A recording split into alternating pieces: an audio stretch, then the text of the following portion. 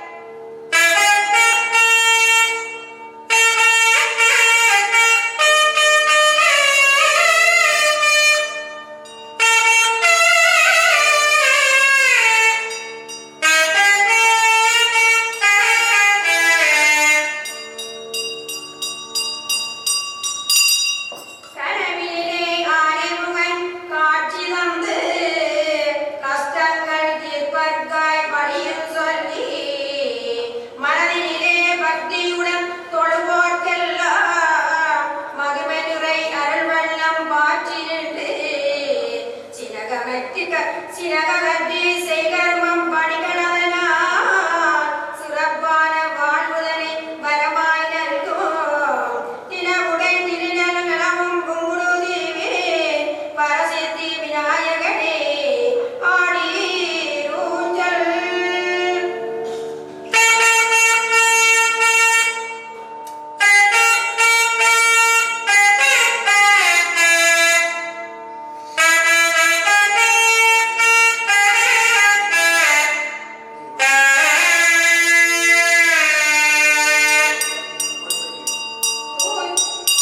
தூயமனே கற்பினையே கால்களாக்கி தொடரும் மைப்புலன்களை விட்டமாக்கி தோயும் அந்த கரணங்கள் கயிறுவாக்கி துணை செய்யும் திருவருளில் பலகை செய்து நேயமுடன் உயிர் வீடு வேறு சேரும் நிறையதனை தந்திருக்கும் வேதநாதன் ஆயகரை அனைத்தும் உலகும் குருதேவே பரசித்தி விநாயகனே ஆடீரூஞ்சல்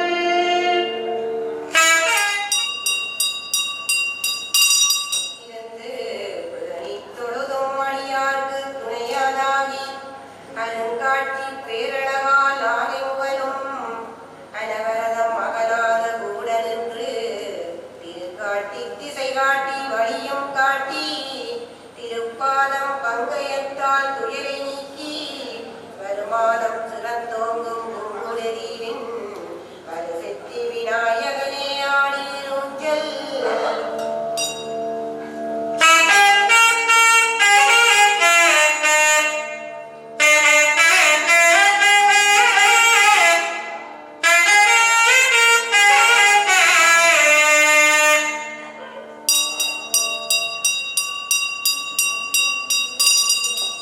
தொந்தியுடை பெருவயிற்று பூரணமாகி துதிக்கையில் மோதகமா மௌனை ஏந்தி சுந்தரமாய் பாசங்குசம் கையில் காண சுடராகு பூநூலும் தோளிலாட தந்தமது ஒளி மின்னும் அருகம் சூடி தனக்கு மேல் தனவனில்லா விநாயகனாகி சொந்தமாய் சுற்றம் சூழ் கும்புடுதீவின் வரசித்தி விநாயகரே ஆடீரூஞ்சல்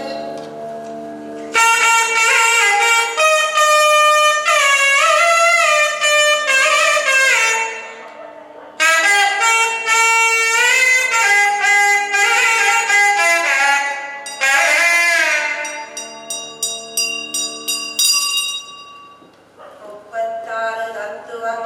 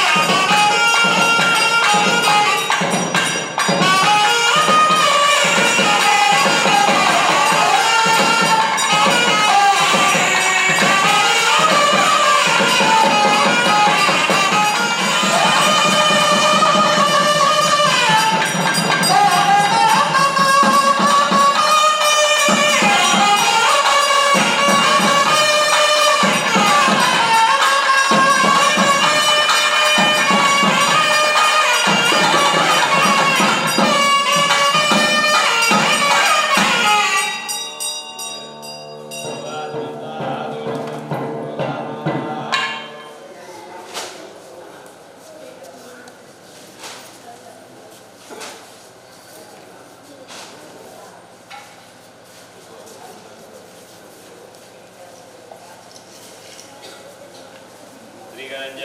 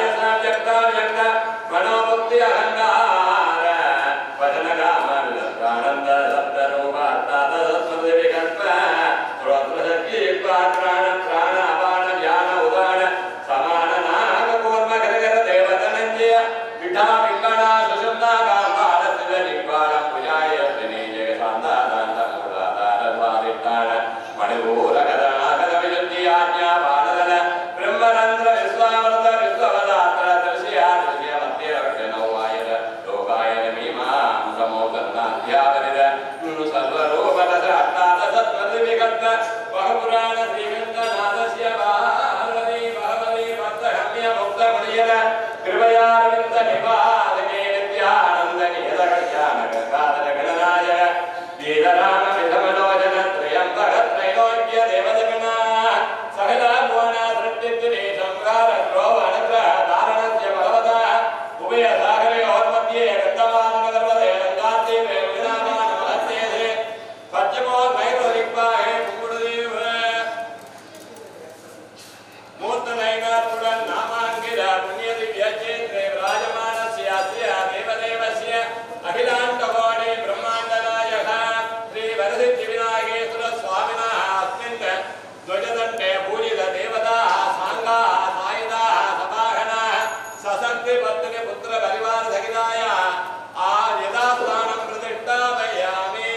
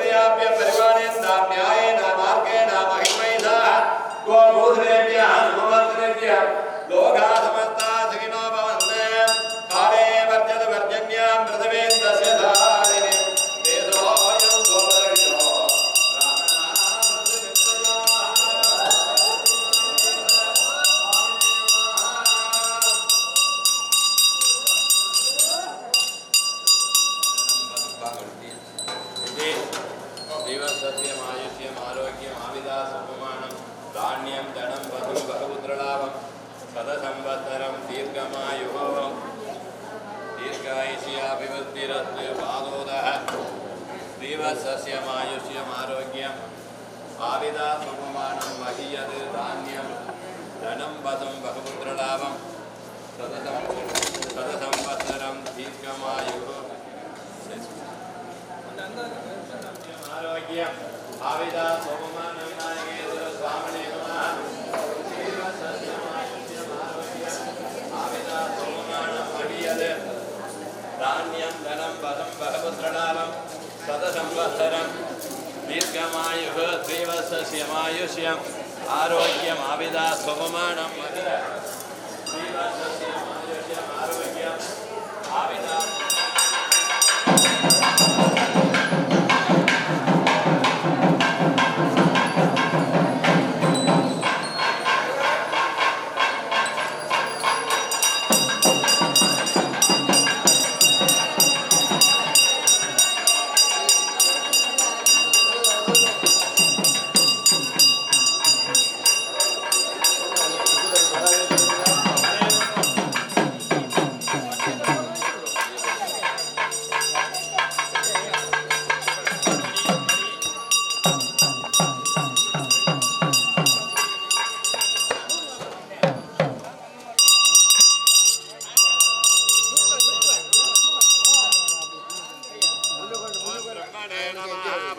प्रिय परमकारण कारणादिमुख सुंदर प्रिय गेजनर्दग्रण्य गर्भविदामक वेदिमद्दल मुरवसल्लरि शक्कालस्वनिम कीदनर्थ निरन्तरमिति ब्रह्मदाडमिति स्मृता ओं ब्रह्मज्ञानं प्रथमं पुरस्तात् सुषीमदसृजो वेनावः सवत्सिन्यापमास्य विष्टाः सदस्य योनि मसदस्य विवाह पन्मेघरञ्जनी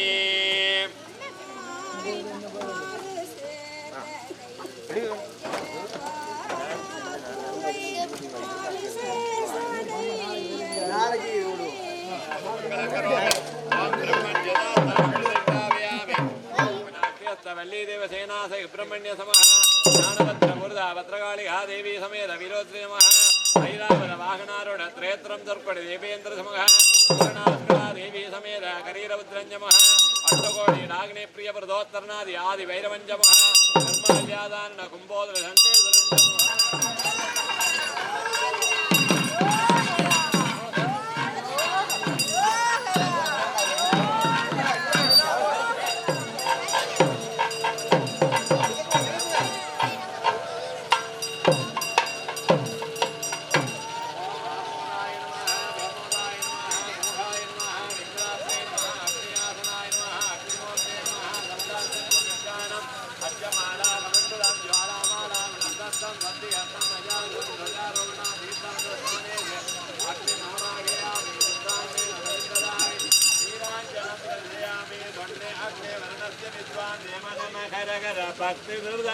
जगप्रिय कालपराक्रम अग्निस्थित आत्मावरणं भवद अग्निस्थित अर्धावरणं भवद पन्फुल्ली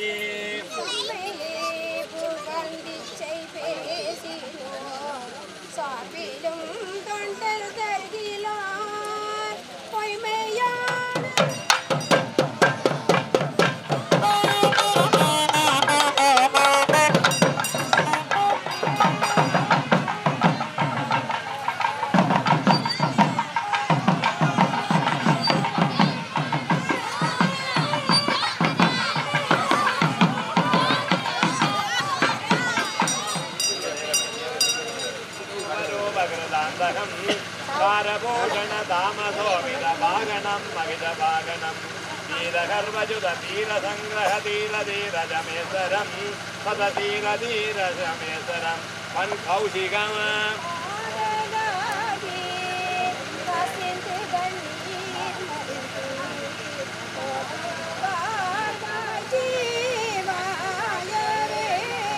रागं कुञ्जरी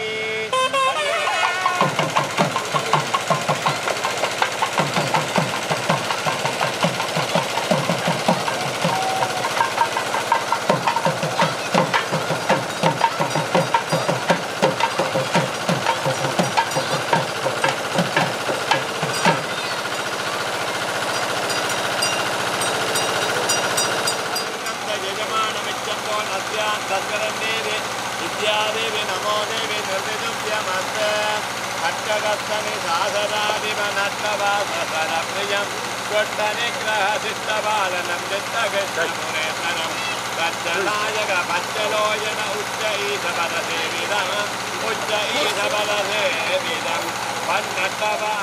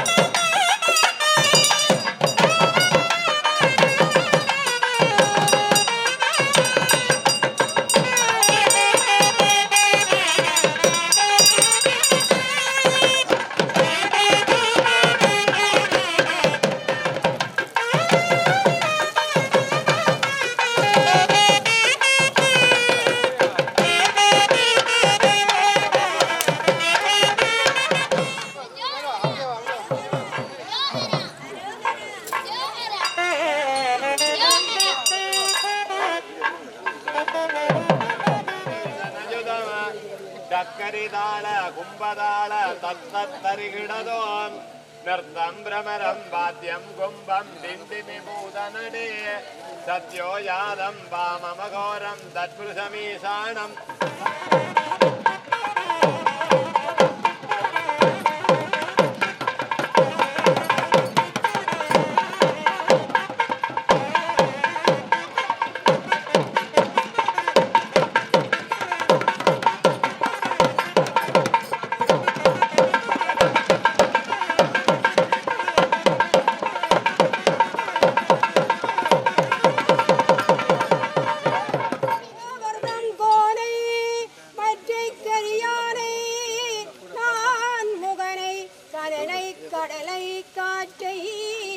கனக்கடலை குறவரே கலந்து நின்ற பெரியார்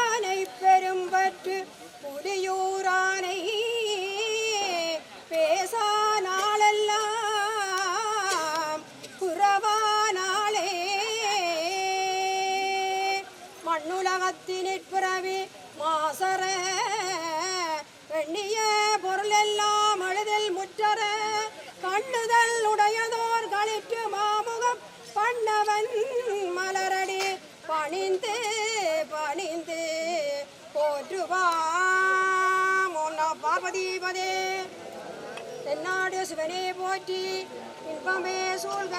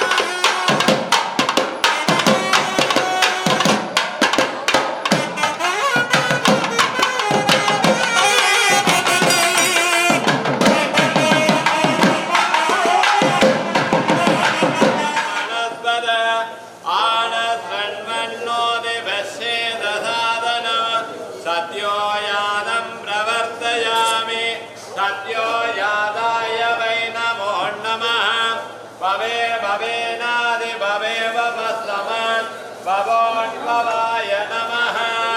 वामदेवाय नमो ज्येष्ठाय नमः श्रेष्ठाय नमो रुद्राय नमः कालाय नमः कलविहरणाय नमो बलविहरणाय नमो बलाय नमः बलप्रमदनाय नमः सर्वभूतदमनाय नमो मनोन्मनाय नमः. अहोरेभ्यो दहोरेभ्यो घोरघोरधरेभ्यः सर्वेभ्यः सर्वसर्वेभ्यो नमस्ते अस्त्रोत्ररूपेभ्यः. ईशानः सर्वविद्यानाम् ईश्वरः सर्वभूतानां ब्रह्माधिपति ब्रह्मणोऽधिपति ब्रह्म शिवो मे अस्तु सदा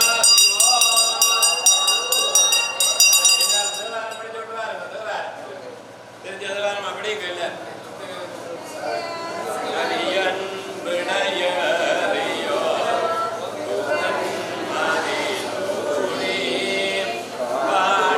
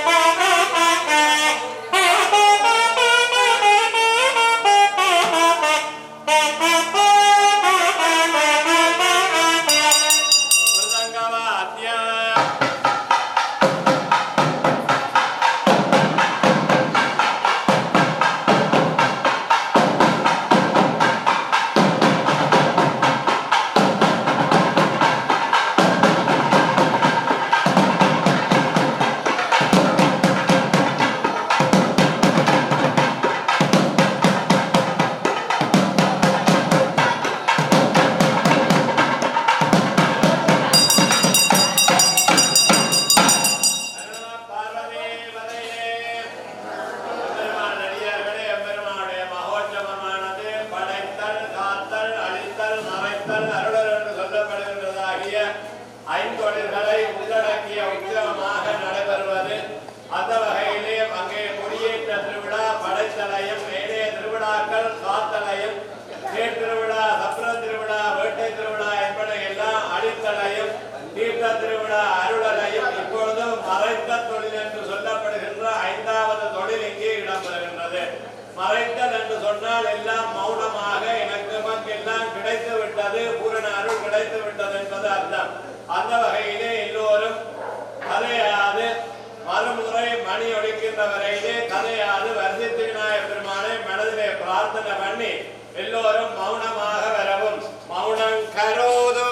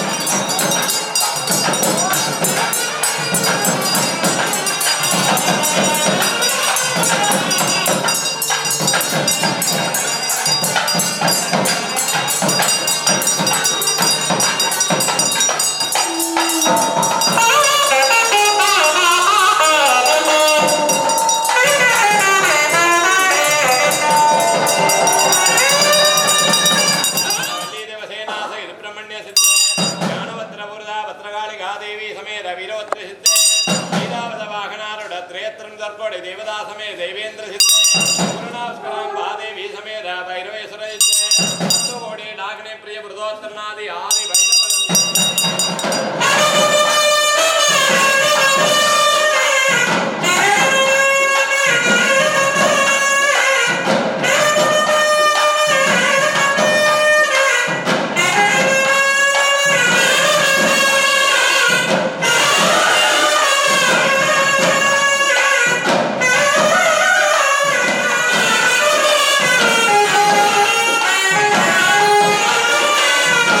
Thank you.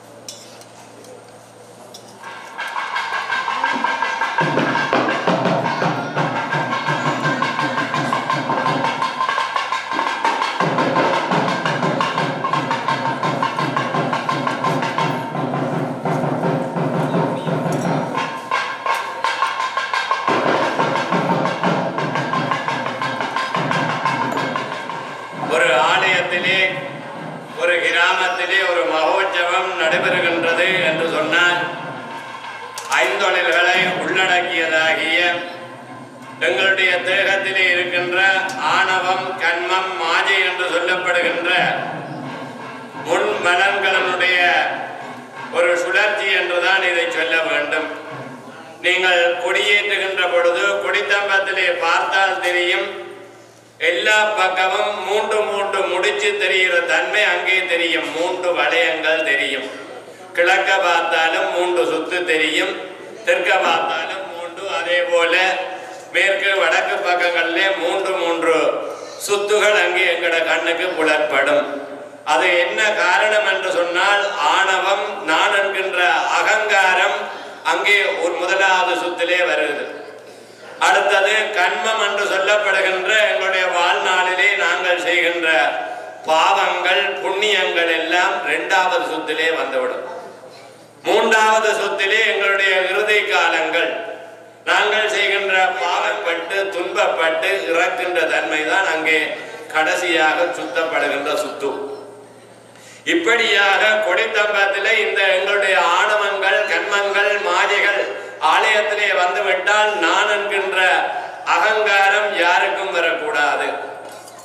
ஆலயத்திலே எல்லோரும் சமம் என்கின்ற உம்மதமும் சம்மதம் என்று சொல்லுகின்ற நிலையிலே நாங்கள் ஒவ்வொருவரோடும் அன்பாக பழக வேண்டிய தன்மை ஆலயத்துக்குள்ளே. நான் என்கின்ற அகங்காரத்திலே திருவிழாவோ எந்த வைபவத்தையோ நாங்கள் செய்து கொள்ளக்கூடாது. இது அப்படி செய்வதனாலே நாங்கள் செய்த பலன் நமக்கு கிடைத்து விடாது. இறைவனுக்கு கொடுக்கின்ற பொருள்கள், செய்கின்ற பொருள்கள் எல்லாம் நாங்கள் செய்துவிட்டு இன்றைக்கு நாங்கள் பிள்ளையாருக்கு 10 மாலை போட்டோம், 10 குடம் தண்ணி ஊத்தினோம் அல்லது 10 குடம் பால் ஊத்தினோம் என்று நாங்கள் ஒன்றை ஆணவப்பட்டு சொல்லிவிட்டால் நாங்கள் செய்த பலன் அங்கே இல்லாம போய்விடும். அப்படி இல்லாமல் எல்லாம் அவனன்றே அழித்து விட்டேன் என்று நாங்கள் பாடிக்கொள்வது போல அந்த இறைவனுக்கு செய்கின்ற காரியங்கள் எல்லாம் பயபக்திகளோடு விசுவாசத்தோடு பயம் இருந்தால்தான் எங்களுடைய மனதிலே பக்தி வரும். இது எப்படி வருதுன்றான் என்று பாருங்கள். நீங்கள் ஒரு பிரதான வீதியிலே போகின்றீர்கள். போகின்ற பொழுது வாகனம் வந்து உங்களை அடித்து விழுத்தி விட்டது. விழித்து விட்ட உடனே உங்களுக்கு என்ன, உங்களை அறியாத வியர்வைகள் அங்கே ஏற்பட்டு பயம் ஏற்பட்டு விடும். கால் முறிந்ததோ கை முறிந்ததோ என்கின்ற ஒரு பாரிய பயம் ஒன்று உங்களுடைய மனதிலே அங்கே வந்துவிடும்.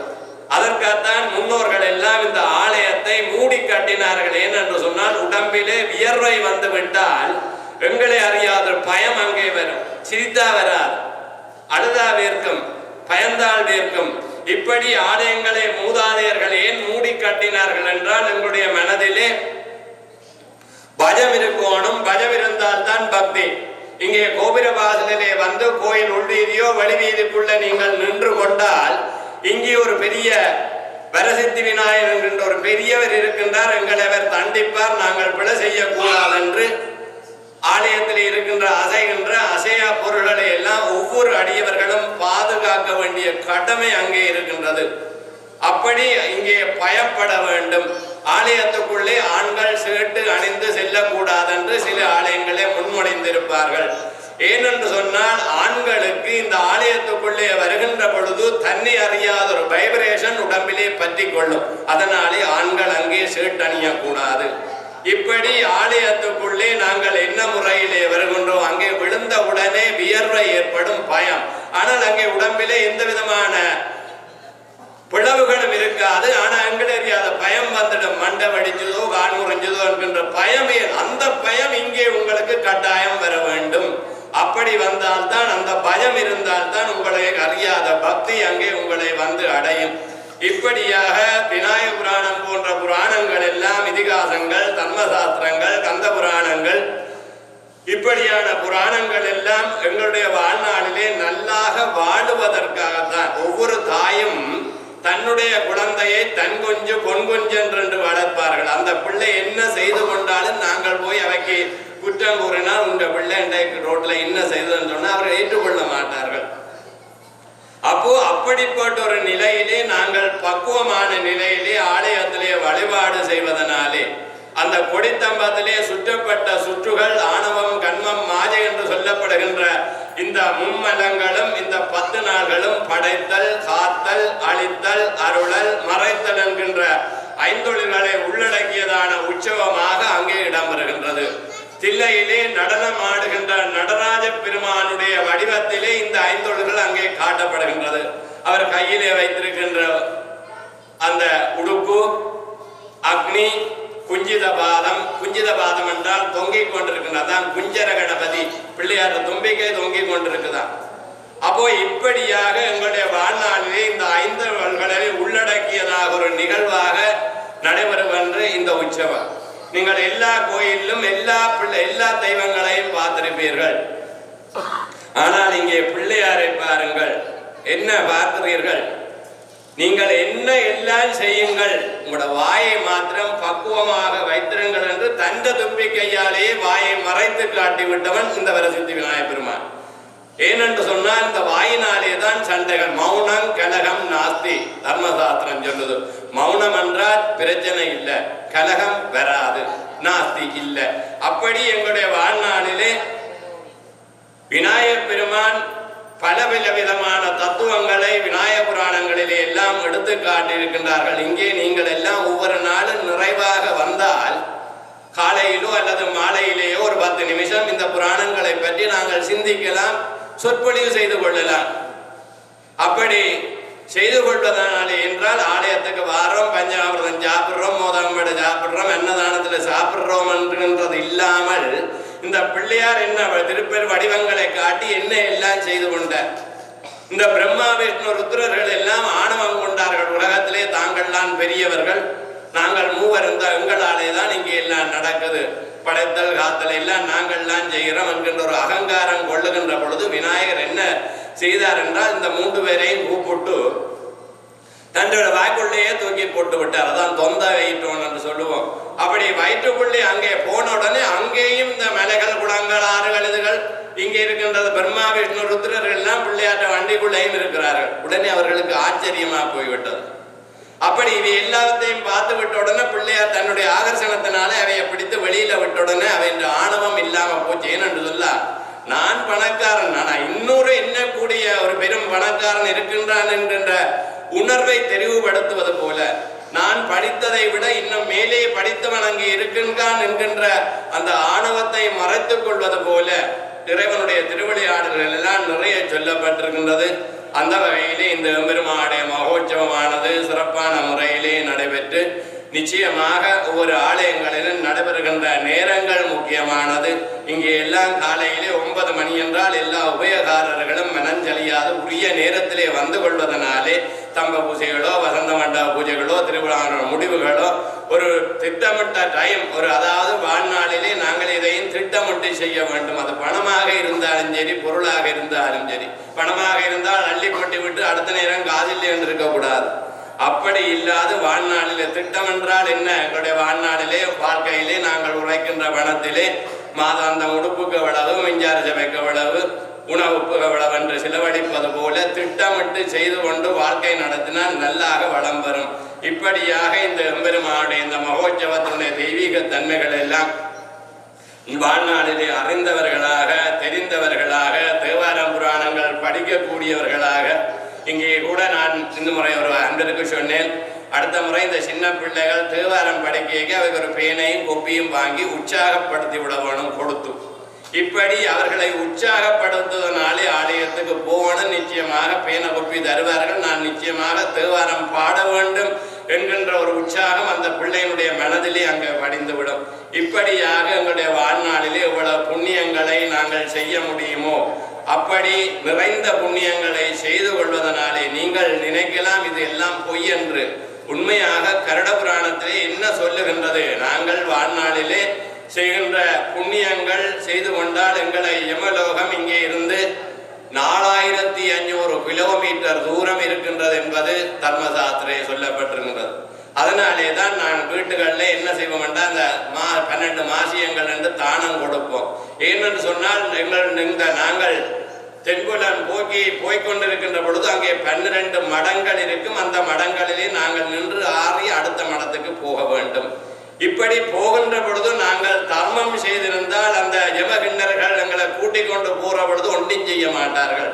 ஆனால் நாங்கள் ஆணவத்தினாலே களவு, பொய் களவு என்ன செய்யக்கூடாது செய்திருந்தால் இடையிடையே ஈட்டி ஊசியினாலே எங்களை குத்தி கொடுமைப்படுத்தித்தான் யமலோகம் சென்று அடைய வேண்டும்.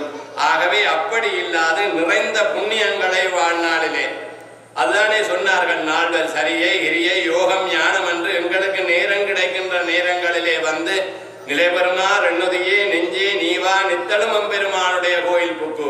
ஒவ்வொரு நாடும் எங்களாலே கிடைக்கின்ற நேரங்களிலே ஆலயங்களை புனிதப்படுத்த வேண்டும், பூ எடுத்து கொடுக்க வேண்டும், என்னென்ன பணிகள் செய்ய வேண்டும் அதையெல்லாம் ஆறுமோனாவலரும் அங்கே சொல்லிக் கொண்டார். ஆனால் அருணகிரிநாதருக்கு தெரியும் நாங்கள் எல்லாம் கோயிலுக்கு நிச்சயமாக போமாட்டோம் என்று. உடனே ஒரு பாட்டை எடுத்து விட்டார். சரணகமல் ஆலயத்தை அரை நிமிஷ நேரமட்டில் என்று பாடிவிட்டார். ஏன்னு சொன்னார், சரி ஒரு அரை நிமிஷமாவது நீங்கள் பூரியங்கள் ஒன்று பார்ப்பதற்காக இந்த திருப்புகளை எடுத்து விட்டார் அருணகிரிநாதர். இருந்தால் அவருக்கு தெரியும். அதே போல கந்தர் புராணத்தினுடைய தன்மையிலே கூட சொல்லுவார்கள், அங்கே 2 பேர் புராணம் படித்துக் கொண்டிருப்பார்கள், இந்த ஆலய தூண்கள் தான் அதை கேட்டுக் கொண்டிருக்கும். அப்படி இல்லாது ஆலயத்திலே வந்து வழிபாடு செய்வதனாலே நல்ல நிலையிலே வாழக்கூடிய வாழ்க்கை நிச்சயமாக நமக்கு கிடைக்கும் என்று எம்பெருமானுடைய இந்த கொடியிறக்க வைபவத்திலே ஊறி எல்லோருக்கும் எல்லா விதமான சம்பத்துகளையும் இந்த வரசித்தி விநாயகப் பெருமான் கொடுத்துதவ வேண்டும். இன்னும் வெளிநாடுகளிலே இருந்து இங்கே வருகை தந்து தங்களுடைய குலதெய்வம் என்கின்ற பூரண உணர்வோடு செயல்பட்ட விழா உபயகாரர்கள் எல்லாம் பெருந்தொகை பணங்களை செலவழித்து இங்கே செய்திருக்கின்றார்கள்.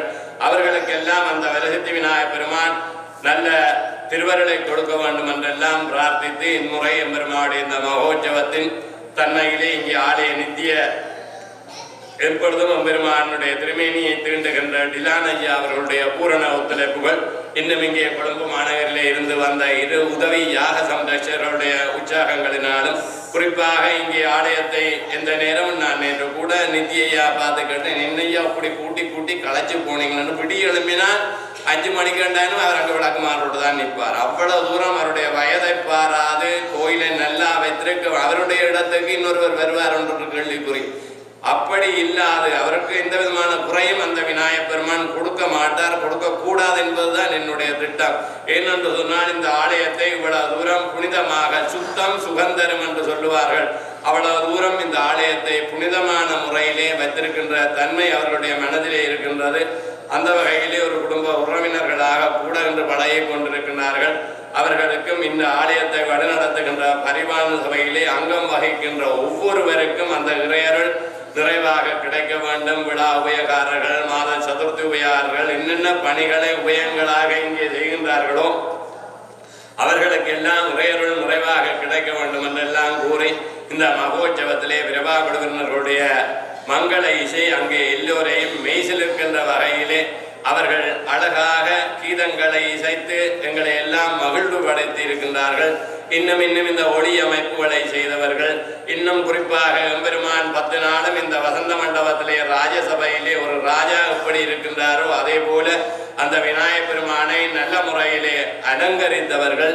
இன்னும் இந்த மகோற்சவத்திலே அன்னதானங்களை எல்லாம் நல்ல முறையிலே சமைத்து கொடுத்து பகிர்ந்து உண்டு கொண்ட எல்லோருக்கும் எல்லா விதமான சம்பத்துக்களும், இன்னும் குறிப்பாக இந்த மகோற்சவ காலங்களிலே என்னென்ன தொண்டுகள் செய்ய வேண்டுமோ அதையெல்லாம் புரிந்துணர்வோடு செய்து கொண்ட அனைவருக்கும் அந்த வரசித்தி விநாயகப் பெருமான் வரத்தையும் சித்தங்களையும் அள்ளி கொடுக்கின்ற அந்த விநாயகப் பெருமானுடைய திருவருள் எல்லோருக்கும் நிறைவாக கிடைக்க வேண்டும் என்றெல்லாம் பிரார்த்தித்து என்னென்ன பணிகளிலே யார் யாரை விடுபட்டார்களோ அவர்களுக்கும் வாழ்த்துக்களை சொல்லி எல்லோரும் நல்லாக அமரவில் இருக்க வேண்டும், நல்லருள் கிடைக்க வேண்டும் என்று பிரார்த்தித்து நல்லருள் வாழ்த்துக்களையும் நள்ளிரவு வாழ்த்துக்களையும் தெரிவித்து அன்போடு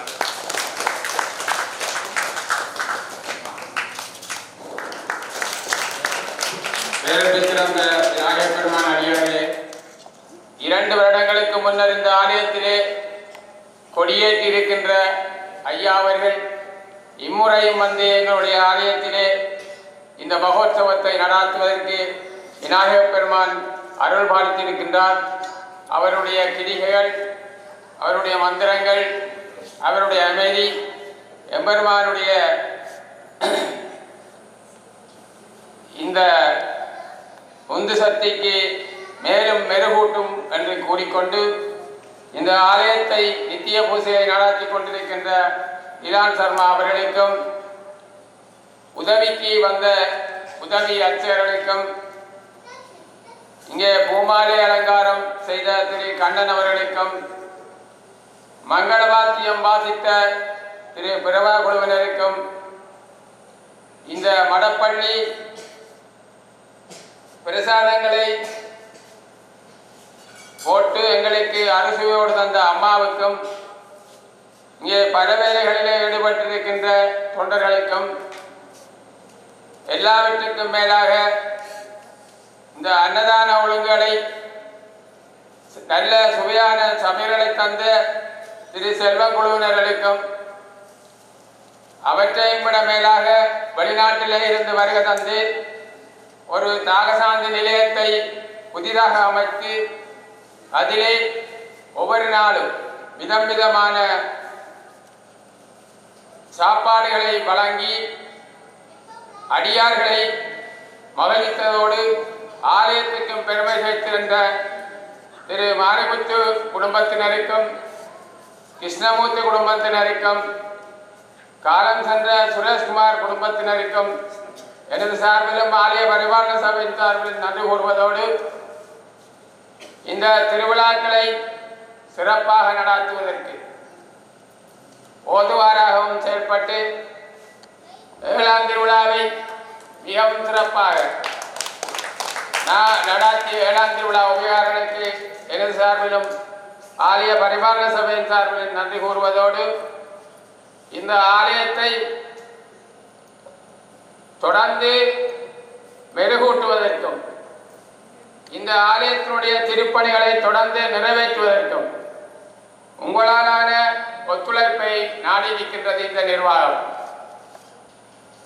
இந்த விழாவுக்கு சுவிஸில் இருந்து வருகின்ற திரு பொன்னையா மாளிக சிவமர்களுக்கு எனது சார்பிலும் ஆலய பரிபாலன சபையின் சார்பில் நன்றி கூறுவதோடு, கனடாவில் இருந்து குடும்பமாக வருகின்ற திரு குமாரசாமி புதல்வர்களுக்கு அவர்களுக்கும் எனது சார்பிலும் எனது ஆலய பரிபாலன சபையின் சார்பில் நன்றி கூறுவதோடு,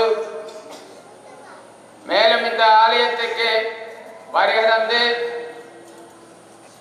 ஆலய விழாக்களிலே கலந்து கொண்ட அடியார்களுக்கும் எல்லோருக்கும் எனது சார்பிலும் ஆலய பரிபாலன சபையின் சார்பில் நன்றி கூறி விடைபெறும். நன்றி, வணக்கம்.